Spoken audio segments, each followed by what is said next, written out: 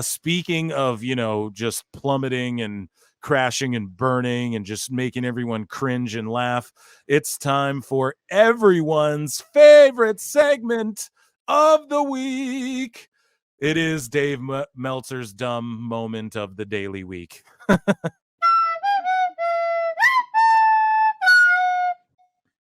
Never get tired of that. Dave. So we're speaking of creative direction and all of these things. Here is Dave Meltzer and Bryan Alvarez getting into an argument, and Dave doing his infamous Bryan voice again when they argue over crowd heat in the Deonna Purrazzo versus Mariah May match. And I tweeted out, I was like, yo, there wasn't a bunch of heat in this, like, for this match, but it was a solid match. But it was just the two girls have great chemistry together, but it's just like, I don't know, just listen to this little bitch fit fight. It's hilarious. This is what you all came for. We had Deonna and Mariah May, and inexplicably Deonna is still a babyface, so she's out there making her comeback and no one cares. Bryan. What? There was a Inexplicably, she's still a babyface. No one. Yeah, she is miscast. She's very miscast. Yeah, absolutely. It's hilarious. So she's out there making her comeback, and no one cares. Bryan. What? There was a lot of heat in this match. For Deonna's comeback? No, there was not. Well, if they didn't do a comeback, they did back and forth, and there was heat. No, they got. They didn't do a comeback. They did back and forth. Dave. Got heat on Deonna, and she starts making a comeback, and they did not care. They went at back the end and when forth. they started going back and forth. When they got cared. back and forth, went back and forth, the crowd was real into this. Yeah, because they were into Mariah. They were into both. When they went back and forth, they popped for both one's offenses.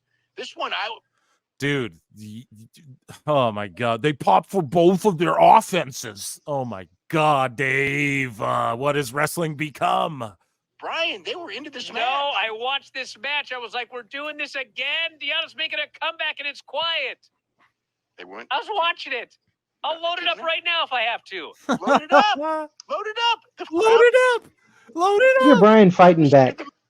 Match. They were not into it at the beginning. They were into it at the end. I can't complain. I can't say one negative thing about this match. I didn't say anything negative about it. It was a good match, and the crowd was into it. What more do you want? Mariah slipped out, hit a kick, running hip attack. So, I don't know. Paul Nolan, your thoughts on that little bitch fit there? I mean, it's increasingly turning into old married couple Statler and Waldorf territory with these two, isn't it? Do you know what I mean? It's like, it's hilarious. Whether it's the fucking, the argument about the DVR, the DVRs and all that stuff, and the overruns and all that stuff, and Bryan getting increasingly exasperated. I am working on a bit of a theory though that, actually it goes back to shout out to Alfred Kanua. He did a video on Pro Wrestling Bits where he was talking about, like, every time Dave does something like this, his engagement skyrockets. And I think they're tapping into that now. And I think they're just starting to deliberately say shit to basically, get clicks, essentially.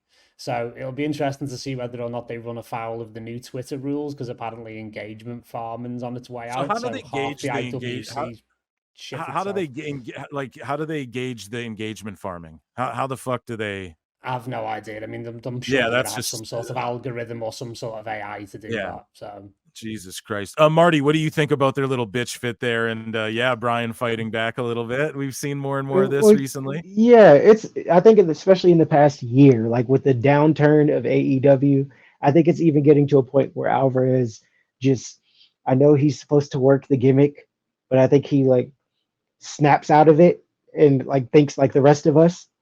It's like, no, this is fucking stupid. This is bullshit. And then just Dave I fully expect this of Dave.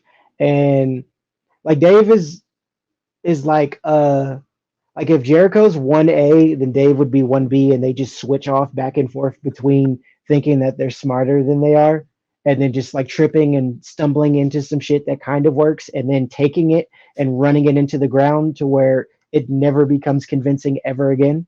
Because at some point, form a tag team called the Dunning-Kruger effect. Oh my God, that would be awesome. That would be the greatest thing ever, because it would make that would do numbers, because this is fucking ridiculous. Okay, Dave, just ask Tony. Ask Tony for a job. It's worked for some other people in the space. I know some people in the space that have done plenty of kissing and fucking making of excuses and ended up getting a check for it. So maybe you know what I mean. Maybe he's a silent owner at this point, because there's no way in your right mind you can tell anybody with working brain cells that you could justify most of the shit, especially that match.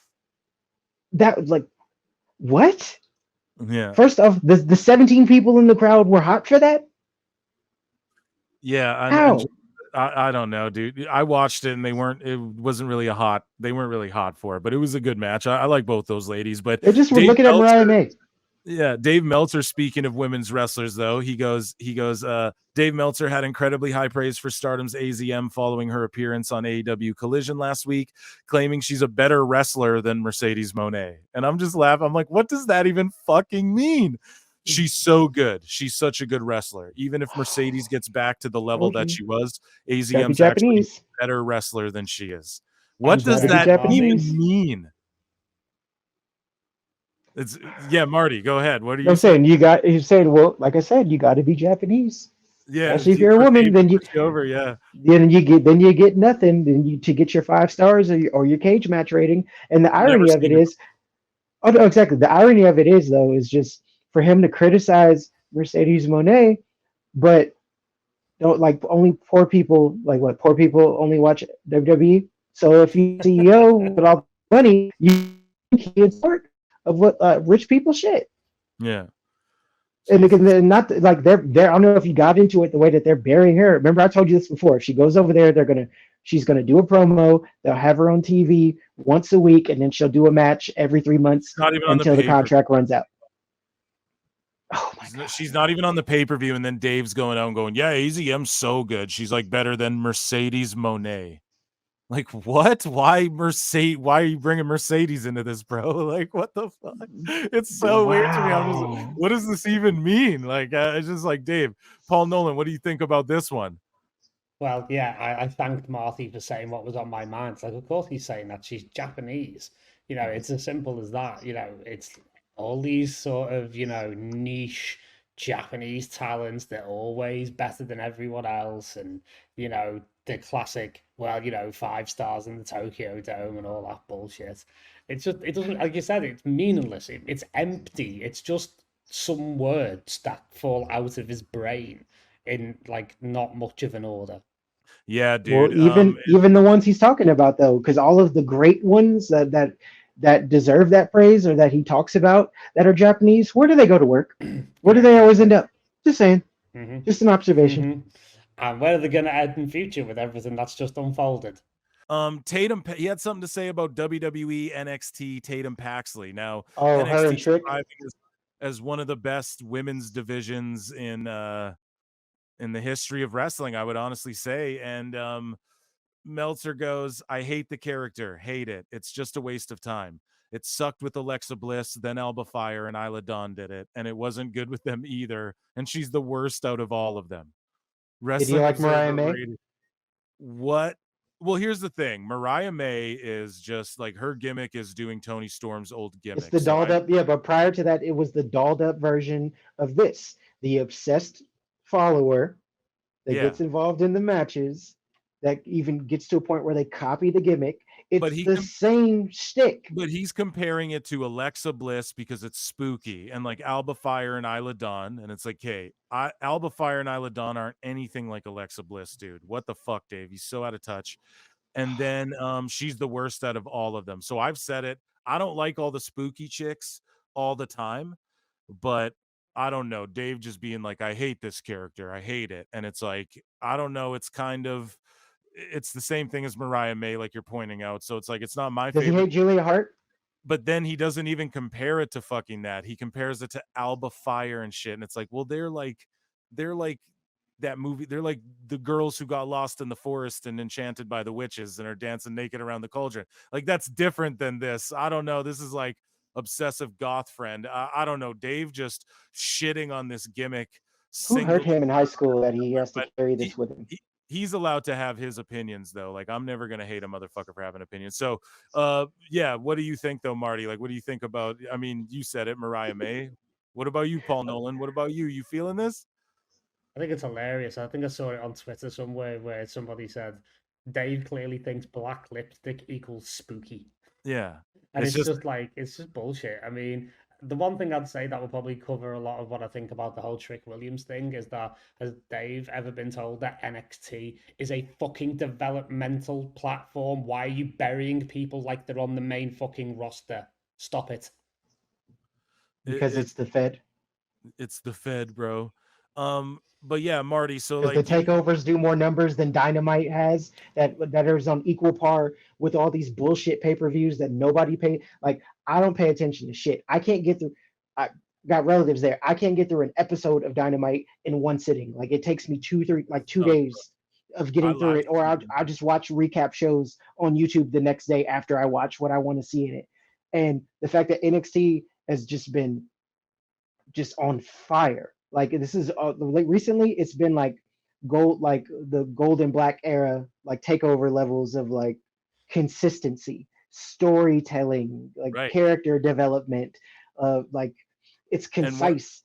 One of the main reasons for that is because of a gentleman named Trick Williams, who then Dave Meltzer brings up, and this was just the worst shit ever that he could have ever said. Meltzer lost the sauce officially, folks.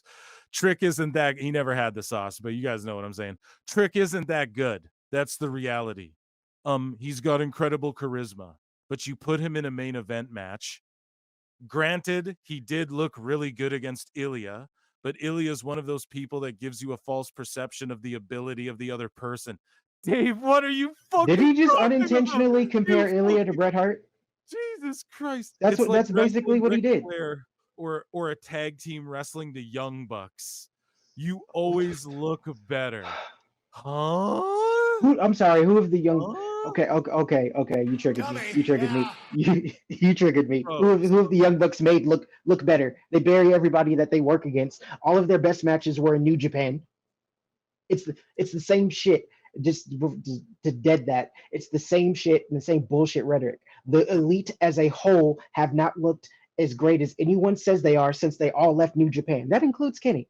Yeah. All of his that's why they bring people over from New Japan to try to bring the magic back, because it doesn't correlate. To say that Trick hasn't improved or that he hasn't gotten good, did he not pay attention to when he first got there, to his first matches, to like how comfortable he was on the mic in his promos, his ability to tell stories? That what was the match? The clock one. I can't remember the name of the match right now.